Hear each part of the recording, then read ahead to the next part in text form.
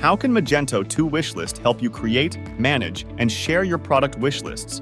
Stay tuned as we unravel these interesting features. The Magento 2 Wishlist is a great feature for online shoppers.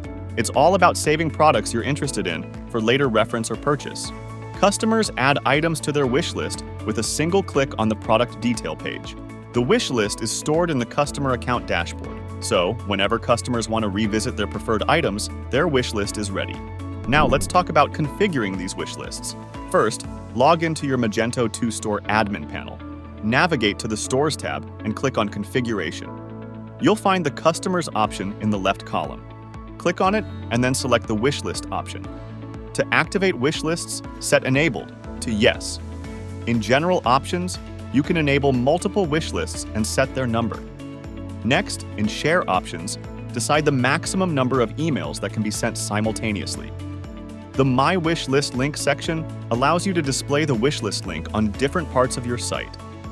Don't forget to click Save Config for any changes to take effect. Wishlists can be enhanced using third-party plugins. These plugins provide features like creating multiple lists and sharing them with friends. Magento offers several extensions for adding wishlist functionality. Some popular ones include Amnesty Multiple Wishlist, Mage Plaza Wishlist, and FME Extensions Guest Wishlist. Customers can name each wishlist. They can also add, remove, and share products as desired. Customers can control the privacy settings for their wishlist items. They can decide who can view their wishlists. Lastly, customers manage all items they've added to their wishlist. They can move items, add them to the cart, or share wishlists through email. That's it. A simple guide to configure Magento wishlists. Now that you're familiar with the Magento 2 wishlist, why not try?